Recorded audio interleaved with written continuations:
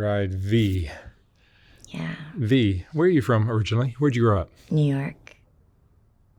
The city or The upstate? city. New York City? Yeah. Tell me about your family growing up. They're about as normal as they come. I don't know. My parents, they've always been married. They're still married. My grandparents on both sides, got married and stayed married. I don't have any brothers or sisters. How would you describe your childhood? Normal. No abuse, no nothing like that? No, I thought I was being abused if I couldn't go roller skating on Saturday night. Yeah, but it sounds like a pretty perfect childhood. Yeah, I guess, yeah. I have no complaints. I don't remember anything really Terrible. tragic or anything happening. What kind of teenager were you? That's where it started to get,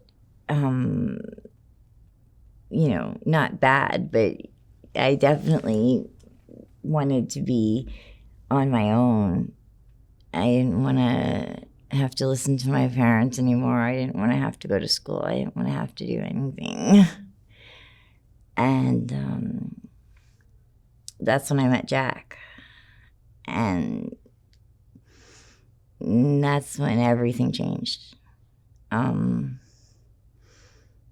He wasn't like other guys I'd met or even seen on TV or in the movies or anything. It was exciting. Is that your first love? Yeah.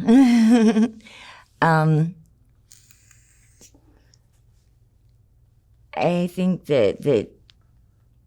that's where people looking at my life would be like, well, that's where everything went wrong. But I didn't feel like that then, and I don't feel like that too much now. But he got me into drugs and prostitution and changing my religion. I just became a different person. Do you think those were decisions that you regret now or no? Looking back. Yeah, I probably shouldn't have gone to such an extreme, but it's not like I got locked in the house and couldn't go anywhere, but I never had that much freedom. And I guess I went a little too far with it. But I don't know. And the drug use continued after that? Oh, yeah, that's been a constant my whole adult life. I think it's one of those things, once you start doing it, you don't really want to stop. I've been in rehab and I've been to AA and NA, and everybody there, they just want to get high again. But they've had something, the courts or their family or something, making them feel like they need to stop. And I don't know. It's not really against my religion or anything, so I don't have to worry about that part of it. Legally, I try to stay away from cops as much as I can. And morally or socially, I just don't care what people think. Do you have children? No, this is not a place to bring another life into existence. No, it's not. Drugs and kids are just... Yeah, two things that don't go well together. Correct. And I don't think that I'm responsible enough Can barely take care of myself. What is your greatest strength, you think? My greatest strength is my ability to just forget things or just not. I can put things in a box really good and put it away. Mm-hmm. And I think that's It's a good helped skill. me more than anything, yeah. Mm-hmm. What are you proudest of in your life? I don't know that I'm really proud of anything. I'm still alive, but all that is inhale, exhale, inhale, exhale. I don't really think I've And keeping your heart beating. Your drug is fentanyl now? well, anything really. You do it all? Yeah. I'm if you've got it, I'm like, okay, great. But what do drugs do for you? Just they're an escape? Yeah. They I don't have to be myself, or at least I don't have to acknowledge things about myself that I don't want to, or about other people. It helps me get along with people a lot better. Yeah. Drugs make me like other people. Makes you more social. Mm-hmm. Yeah. Do you have any regrets in your life? Yeah. I think that I remember when I was in school, they would always tell me I had so much potential. Of course, nobody told me what to do with that potential. They just were like, oh, you have so much potential. Well, if you don't tell somebody what to do with it, it just kind of sits there. And I guess I regret that I never found out what my potential was. And how do you've been homeless for a while? Yeah. How long? 3 years. About 3 years. How do you make money now? Same way I made money before I was homeless. Entertaining men? Yeah. Entertaining, that's a word. I always think it's funny when guys ask you, do you party? I'm like, it's not exactly a party. But yeah, there's worse ways to make a buck.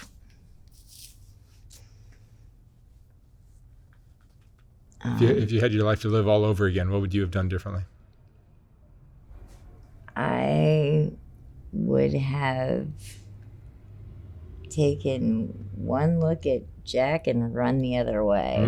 You think he kind of took you down a road that was something you should have stayed away from? Yeah, I definitely should not have hitched my wagon to that star. Like I said, everything about me changed in like less than a year. It was crazy. At the time, it felt really exciting and liberating and empowering and all this stuff. But, in retrospect, it was just a lot of bad choices. Yeah. Do you think you'll be down here or in a situation like this the rest of your life?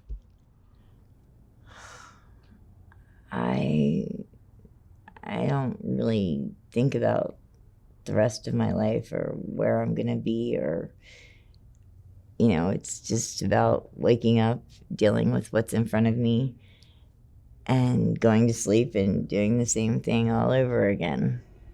Where do you sleep? Where do you rest your head? I have a couple of friends that have like SROs, and, I crash like with one person for a day or two, and then I don't want to be a burden on one individual too much. And I've found that people like you a lot more if you leave before they expect you to. Mm-hmm. Do you have friends? I have people I've known for a long time. Do you trust them? I don't trust anybody. Yeah. I mean, I like some of them I trust, like with my physical possessions. You know, I don't think they're gonna steal my stuff. But my experience has been if you rely on someone or count on someone to be there, then they're not.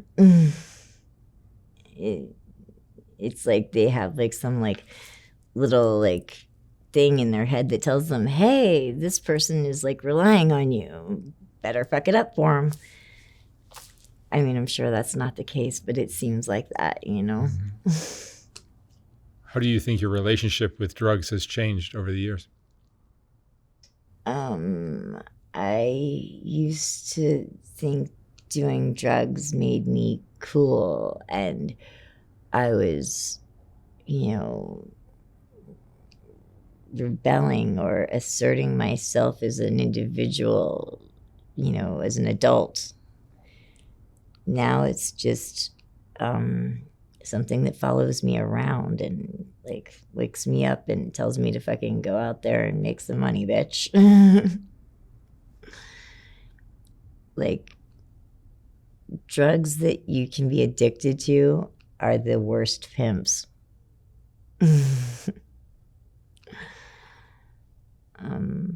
Yeah. Yeah. Do you think there's ever a situation where people will do drugs and they keep it under control and it actually improves their life? Are we talking about The hard drugs. right, non-prescription medication? Yes, that's another way of saying it. Do I think people? No, I think eventually it all goes to crap. Like 100% of the time, it seems. Yeah, I don't think there's a way to keep the drugs from taking over in one way or another. Like, even if it's not a physical addiction, like, oh, people that smoke like crack all the time, they definitely, like, they could just go to sleep. Like, they don't really need another hit of crack, but they just get driven like in a way that's scary. I don't think there's any way to do crack and maintain anything. Has there been anyone? No, Howard Hughes was messed up. Yeah, I can't think of anyone who has like successfully maintained a drug addiction, and maybe some artists or writers. There's probably a sweet spot where they're actually using and being productive for a short period of time, and then things kind of go south. Right. Yeah, I don't think it can. I don't think it's a tenable like thing. I think it definitely. Maybe there's a brief period, but then it just goes south. Mm-hmm. I'm trying to think. I can't think of anyone. Maybe there was someone once. What's your biggest fear? What are you afraid of? Afraid of dying in a house full of cats and I'll be dead and no one will know it. I guess dying alone. I don't know, but do you really want anybody there while you're dying? It's kind of a personal thing, isn't it? Mm-hmm. Yeah, dying alone or just dying and no one knowing it. Yeah. What's the best piece of advice you've ever received?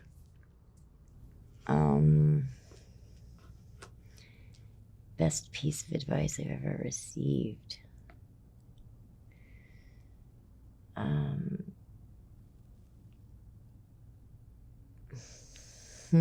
That's hard.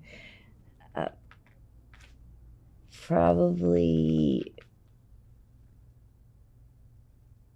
try to stay like in the moment. Don't worry about things that you've done already, and don't worry about things that haven't happened yet. Just try to stay in the now. And it's not easy to do, but there's been times I've been able to do it, and it's a pretty cool feeling. Like, not being scared of what might happen next, or being sad about stuff that's already done. Mm-hmm. Let me ask you one last question, V. What would you say is the most important lesson you've learned in your life? Most important lesson I've learned in my life. Not to trust anyone. To just always remain skeptical to some degree of anyone, especially anyone that seems too nice or too good to be true. All right. V, Thank you so much for sharing your story. Sure. Wish you lots of luck out here. Okay, thank you. Thank you.